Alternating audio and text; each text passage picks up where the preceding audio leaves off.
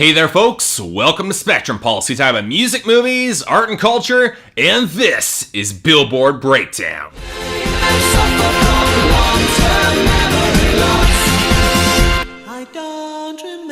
So here's the issue with weeks like this one. When you have a half dozen songs from one artist that debut thanks mostly to streaming, they aren't gonna last long on the charts.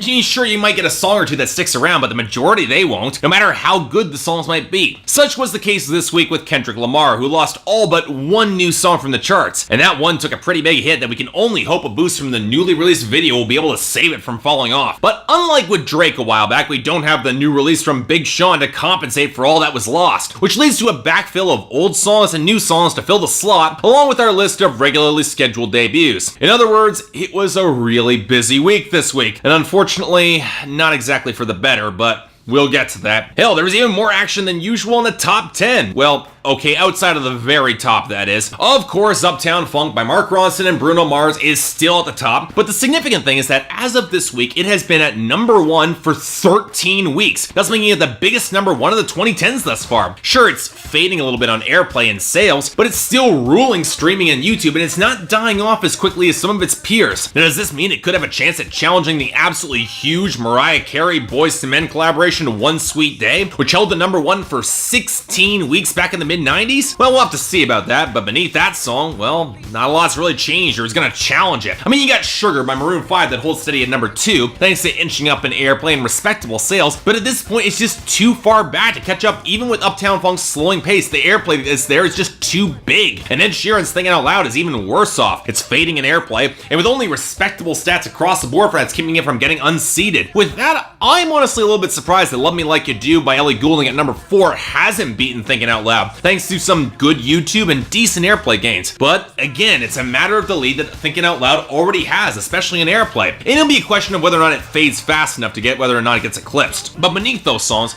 we actually do have a sizable bit of activity, starting with Earned It by The Weeknd, which rides a serious airplay boost to number 5 and has the sales and streaming to back up some pretty weak YouTube presence. Beneath that, we've got another boost for Trap Queen by Fetty Wap, which went up to number 6 thanks to monstrous streaming and some decent gains pretty much across the board, only held back at this point by its late growth on the radio. Now you have Style by Taylor Swift manages to hold on to number 7, barely, also thanks to enough airplay to balance off another pretty rough sales week. Now the song that got a lot worse is 4 or 5 Seconds by Rihanna, Kanye West, and Paul McCartney, which is just hemorrhaging airplay and streaming, even despite a better sales week as it slipped down to number 8. My guess is that if that trend continues, GDFR by Flo Rida, Sage the Gemini, and Lucas will continue its steady rise as it climbs up to number 9, as gains across the board are making up for its painfully lacking YouTube stats. And finally, we have our newest entry into the top 10 at number 10. Somebody by Natalie LaRose featuring Jeremiah. It almost makes a twisted amount of sense that one of Flo Rida's proteges is right behind him. And like Flo Rida, the song is boring as tar, openly lifting from a Whitney Houston 80s classic to disguise the fact it's such a thin, underwritten, and underwhelming song. As such, while it's doing well enough in airplay and sales, and even gaining a little bit in streaming, there are more interesting and potent songs that are currently rising up the Hot 100 that might have a fair shot of unseating it. And honestly, not a moment too soon. But before we get to some of those, let's talk about our losers and dropouts. And we had a few this week. None of the dropouts are especially surprising. I mean, The Heart Wants What It Wants by Selena Gomez and Mean to Me by Brett Eldridge, they just hit the end of their run. I Live by One Republic just simply ran out of steam. And Chandelier by Sia and No Type by Ray Shrimmer finally dropped to the recurring list. Although in the latter case, it's simply just getting replaced by something that's a lot worse. But before I talk about that, the rest of our losers, bit of a mixed bag. Yeah, it does suck that King Kunta by Kendrick Lamar took a major hit to 78, but I reckon it'll recover quickly enough when the video comes and actually contributes to the charts. Beyond that though, most of the drops, they make a fair amount of sense. She Knows by Neo and Juicy J falling to 46, Believe by Mumford Sons continuing not to make an impact at 79, and Just Getting Started by Jason Aldean losing even more energy to 94. All these songs are on their way out naturally. They don't surprise me. The one that did surprise me was Prayer and Sea from Lilywood and the Prick, remixed by Rod and Schultz, slipping to 56. But then again, its chart run is fading. It's near the end there, and I wasn't exactly a huge fan of the song anyway, so no worse off. Now where things get a lot more interesting is in the gains, and we got quite a few this week. Some are to be expected. Want You to Want from Jason Derulo follows its video and vaults up to 17. Budapest by George Ezra nicely gains some presence to 48. And Worth It by Fifth Harmony and Keating falls off of its video to hit 58. It's not all great news though. The reintroduction of Florida Georgia Line Sippin' on Fire gains to 81, and Where You Are Now, the Skrillex Diplo Justin Bieber collaboration the world was apparently asking for, rose up to 82. Now for me, the great news was She Don't Love You by Eric Posley getting a major boost to 86, which I like to think is a damn great song finally getting its just rewards. I'd say that, but then you see the mediocre Post to Be from Omari and Chris Brown and Jhené Aiko going to 22, or the far worse Throw Some Mo from Ray Shrimmer, Young Thug, and Nicki Minaj going to 33. And then you realize things aren't always so great. No, the big story this time around are the gains of Girl Crush by Little Big Town going to 45, gaining 50 spots, following a wave of controversy surrounding radio stations getting angry phone calls asking to pull it for promoting the gay agenda or some nonsense like that. Normally, that would cause a country track to sink like a stone. Radio is still very dominant in country comparison to YouTube or let's say anything else like streaming. Except for the governor of Indiana decided to ram through legalized discrimination under the guise of religious freedom restoration, which as a Catholic might be some of the most offensive pieces of regressive, hateful, politically ruinous bullshit I've seen in a long time. Yeah, I'm gonna get political here for a minute. You don't want to hear it, tune out. But when your brand of intolerance is so badly marketed that more conservative states like say Alabama are backing away from similar legislation, and you get condemnations from the bastions of liberal thought like, I don't know, Walmart and NASCAR, not to mention surrounding yourself with a hardline religious right coming up on election season for the presidential race and restarting a culture war that the GOP desperately wants to avoid, especially considering they'll lose it, especially as your state is moving towards a recession right now. Your political career should be over. So you know what, I can't help but chuckle. That Girl Crush of all things vaults up on the waves of controversy alone, actually thanks to digital gains, especially considering that said lesbian subtext is barely there, is very much downplayed in the song, and it honestly could have been so much stronger, would have made an interesting song. I mean, come on, it's not Casey Musgrave's Follow Your Arrow here. And the hilarious thing, not even Little Big Town's best track off of Painkiller, so we might be seeing more singles from them, and that might be a good thing. But you know what, whatever. Let's talk about our returning entries and forget all the politics. She can't be tied down before a while. I'll be falling free so loud. Might break my heart, but God, she drives me wild, child. I'm not exactly surprised to see this back with a boost from the video, but if I'm being honest, it's not a song that I've revisited since I've covered it last time on Billboard Breakdown. Fine enough as a simple song to your stereotypical hipster dream girl, and the guitars do have a surprising amount of acoustic texture that I liked, but I'm a little bit irked that Grace Potter doesn't really do much beyond breathy coos over the chorus. I'm just saying, if she's the girl represented as the wild child of the song, I'd have liked to hear more from her. Just saying. Did you see that shooting star tonight? Were you dazzled by the same constellation? Did you and Jupiter conspire to get me? I think you and the moon and Neptune got it right, 'cause now I'm shining bright. Now we got another song that I haven't cared about since I covered it on Billboard Breakdown, and it's not because it's bad, let me stress that. It's just another simple enough love song with a bunch of basic space references that feel like I'm listening to a very polished indie folk version of the band Perry. Now on that episode where I first talked about Bright, I got a surprising number of comments defending Echosmith. And sure, you know what, the band's your thing, I get the appeal, that's fine. But for me though, I prefer my indie pop with a little bit more texture and energy and fire. It's a very safe song, that's what I'm saying. And as such, it doesn't really raise a lot of reaction for me. Sorry. I guess some things just don't mix like you hoped. Like me and you. And diamond rings and no bar stools.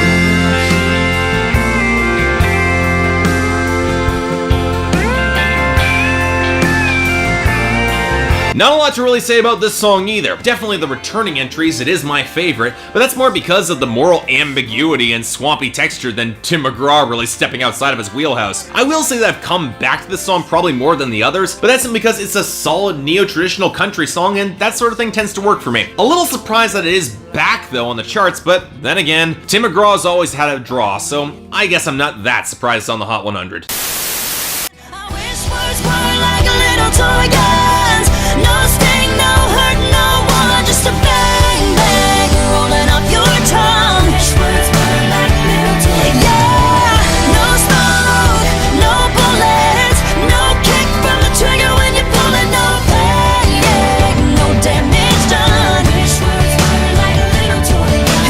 Now, this song has actually grown on me a fair bit, mostly because Carrie Underwood seems to be one of the few country stars who wants to inject some incendiary subject matter and darker material into the scene. I still wish he had a little bit more raw aggression beyond the belting and country rock instrumentation that's strikingly reminiscent of the early mid-2000s. In other words, I'm kind of wishing she's more like Lydia Loveless, but she's got a workable formula that I don't especially see changing much soon, especially from a single that's being dropped from a greatest hits album. You know what? It's a damn good song though, so I'll take it.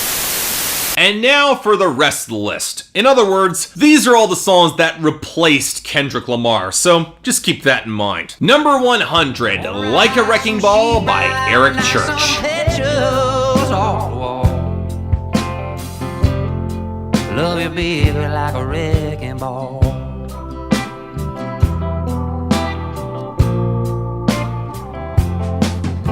So as some of you longtime fans probably know, I wasn't the biggest fan of Eric Church's last album, The Outsiders. In fact, that's putting it mildly, considering while I do respect Eric Church a lot as an artist willing to experiment in country music, the album was a complete mess. What has also been meant is that radio success has been somewhat limited considering how experimental it was, which makes a certain amount of sense. And yet, out of the blue, we've got the 5th single from the album charting, and honestly, it's not very good. I'm sorry, but Eric Church saying he wants to love a woman like a wrecking ball, it's patently ridiculous. It's telling when Miley used a similar metaphor, it made a lot more sense. But you know what, that's not the reason this is charting. No, that's because, once again, of Girl Crush, and that the instrumentation does share a lot of common elements. The washed out guitars and organs, the lounge vibe of the percussion. Hell, the biggest difference is Jay Joyce slathering on the reverb in the production, which honestly makes it a lot worse. And the fact that Eric Church is playing it all very seriously, yeah, not very good. I'd skip it. Number 99, You Know You Like It by DJ Snake and AlunaGeorge. You know you like it, but you're scared of the shame. What you want, what you gonna do?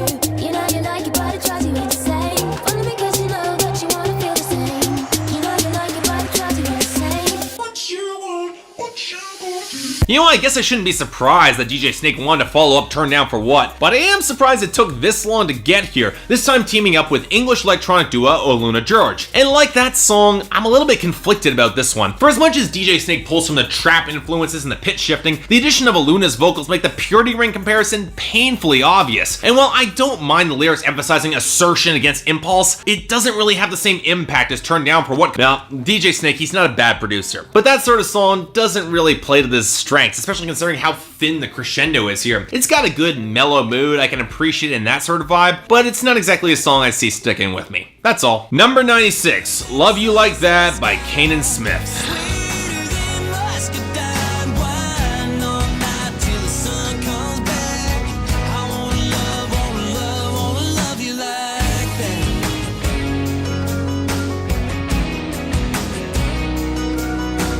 You know it's getting bad when even the country music critic on YouTube is having a hard time picking apart the new class of male bro country stars. This case going from the painfully weak template that Sam Hunt has suddenly made popular. The sad fact is this is barely country at this point, the production being so sterile and toothless, especially with the guitar textures and the rigid drum machines. And yeah, the lyrics aren't as leering and ugly as most bro country, looking at you Chase Rice, but the rural hookup track is still very much by the numbers for me, and honestly doesn't have a lot to say. His debut EP dropped last week, so I'm not surprised to see this song here, but honestly I don't see it lasting. Sorry. Number 91, Baby Blue by Action Bronson featuring Chance the Rapper. Why you gotta do me like that?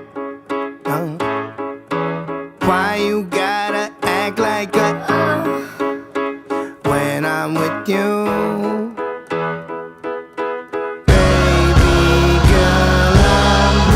So okay, I've gotten a fair number of requests to cover Action Bronson's most recent album, Mr. Wonderful. And when I saw he had a new song on the Hot 100, I was enthused, really surprised, because I haven't had a huge amount of time to really get into Action Bronson deeper, and I never expected him to see him on mainstream radio. Now, the reason this song is here is because of Mark Ronson, who produced it, or possibly because the YouTube Music Awards gave it a major boost. But honestly, I don't see this lasting, and I don't know what it is. The instrumentation's fine enough, a lot of the horns and piano with some decent glitz to it. And it's not as if Action Bronson's bars are bad, they're not. Hell, Chance the Rapper steps up and is actually pretty damn funny. Hell, Hell, Bronson's funny too, and while I don't always love the over-the-top humor, his delivery does a lot to sell it. But maybe it's the poorly sung hook or the schlubby context of the song trying to smack-talk a girl who screwed him over, and that really doesn't feel so much triumphant, it's just kind of underwhelming. I don't know, maybe the album is better, but this does not present a good picture, and if Hoodie Allen couldn't make it with a similar sort of vibe, I don't see this lasting, I'm sorry. Number 80, Failure by Breaking Benjamin.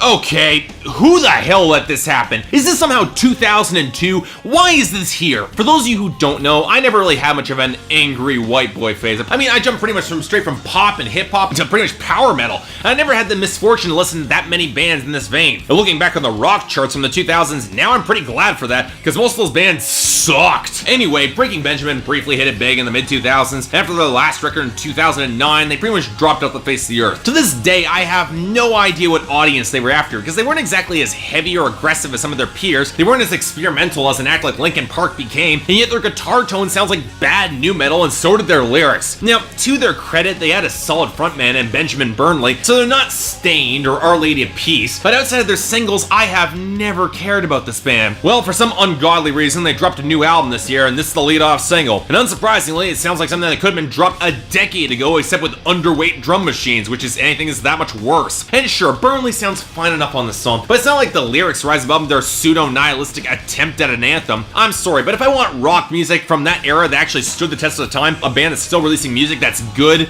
I'll listen to Poets of the Fall. Next, number 70, Hey Mama by David Guetta featuring Nicki Minaj and Afrojack.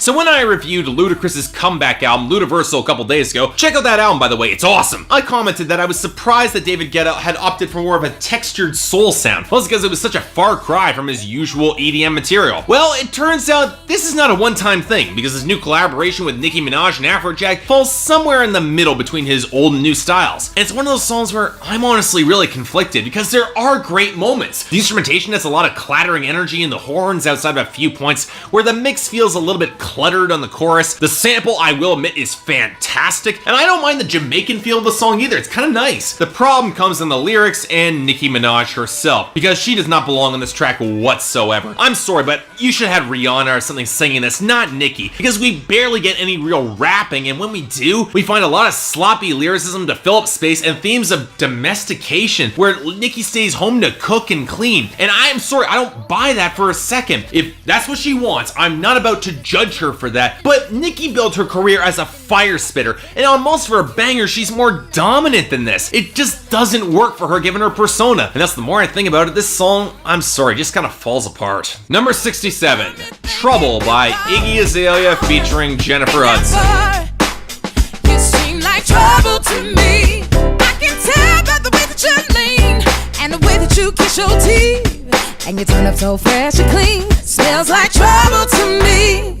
It has almost been a year since I first reviewed the new classic by Iggy Azalea, and while it has cooled a fair bit in my eyes, for being a lightweight pop rap album, it mostly accomplished what it was trying to do. The question I've always had is where Iggy Azalea is going to go next after she established her persona. But it turns out the question that I should have asked was how she was going to evolve when the internet decided she was the worst thing ever for co-opting a southern accent. Well, with her newest single, it seems like her approach would be to play down any attempt at being hard and make a lightweight relationship song with a goofy video and Jennifer Hudson to basically own this song, which is what exactly happens. A lot of brass and piano, add some heavier percussion, and Iggy Azalea musing about some troublemaking bad guy while casting her as the good girl, which is slightly more believable. But really, Jennifer Hudson just owns this song. I've always liked her as a singer for having buckets of charisma to balance out her fiery lower range. I'm not quite sure how well this song will do. The mainstream has cooled on Iggy Azalea a lot, but with this instrumentation and vibe, I can see the song doing well. If I'm being honest with myself,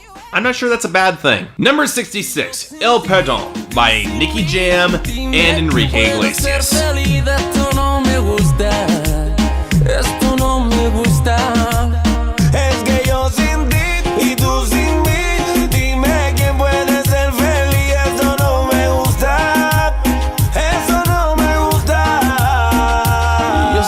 we have our second song to get a big boost from the YouTube Music Awards. And while I recognize Enrique Iglesias, the more interesting name on this track, or the one I didn't recognize, is Nicky Jam. Originally got his start thanks to an association with Daddy Yankee, and there's a name you haven't thought about in years, before suffering a pretty major decline in the late 2000s and pretty much dropping off the face of the earth. From my research, it seems like he's parlayed a lot of strong guest appearances into a comeback album, with this being his lead-off single, using Enrique to get crossover appeal because this entire song is in Spanish. Which is fine, I translated the lyrics, and honestly I'm not all that impressed because it seems to be a track begging for a girl for forgiveness, and the only details provided don't exactly paint him in the best of lights, with the disapproving father and him howling in grief and almost being like a madman. It doesn't exactly help, for as much as he apologizes on the song, he never explains why he's apologizing. That hurts the overall story. As for the rest, in terms of the instrumentation and the performances, it's okay. The instrumentation is pretty basic with the keyboards and the stuttered drums, and you can tell that both men are really trying, but overall, it doesn't blow me away and does seem like a step down from Bailando, Enrique's last hit in Spanish. In other words, I'll take it. And finally, number 23, Bitch Better Have My Money by Rihanna. Bitch better have my money. Play down, call me on my blood. Pay me what you want it. Ballin' bigger than LeBron. Bitch, give me your money. Who y'all think y'all frontin' on? Like blah, blah, blah. Oh god. You ever hear the title of a song, look at the artist, and realize that it's not gonna work at all? Yeah, that was the feeling I got all throughout this song with every single listen, because apparently Rihanna wants to take a hard left turn from the synth-driven pop that made her famous, and instead try for more gangsta-leaning, trap-flavored hip-hop in the vein of Pour It Up, which was her last big single. It reminds me a lot of when Beyonce tried to make 7-Eleven for no adequately explained reason beyond 2014 being a year where everybody made ass anthems and Beyonce didn't want to feel left out because of butts, apparently. But at least Beyonce has the vocal presence and meticulous poise to kind of pull that off. Rihanna, she might sound raw on this track, but it's completely unrefined and you can hear her voice nearly breaking multiple times. It doesn't sound good. The best parts of this song is when she stops singing, then the tempo shifts and the decent enough synth line develops some texture, but then we get Rihanna's voice pitched down for the chorus, and who the hell wants this song? And on that note, the lyrics suck too. Not only do I not buy Rihanna in this role for 1 second, especially with her vocal delivery reminding me of Ray Shrimmer, but if she spends so much of her lyrics and pre-chorus saying that she's so successful to spend thousands of dollars on alcohol, why does this bitch need to give her money? It's a pose, as in the cheapest, most obnoxious way possible, and I'm being honest, I don't buy it for a second. I'd skip this because this song sucks. And that was this week. And wow, I miss Kendrick Lamar because we barely got any good songs. The best, I'm giving it to Diamond Rings and Old Barstools by Tim McGraw, but honorable mention, it's a toss-up between Trouble by Iggy Azalea and Jennifer Hudson, mostly for Jennifer Hudson, and Baby Blue by Action Bronson featuring Chance the Rapper, mostly for Chance the Rapper. And as for the worst, oh boy. Dishonourable mention, I'm giving this to Love You Like That by Canaan Smith, mostly because while Eric Church's song is messier, at least it's trying harder, doesn't feel nearly as sterile. Worst of the week, it's Rihanna's Bitch Better Have My Money, and that's not even a contest because that song's wretched. Please God, let next week be better than this. And you'll all find out about that next week, but until then, I'm Mark, you're watching Billboard Breakdown on Spectrum Pulse, and I'll see you next time.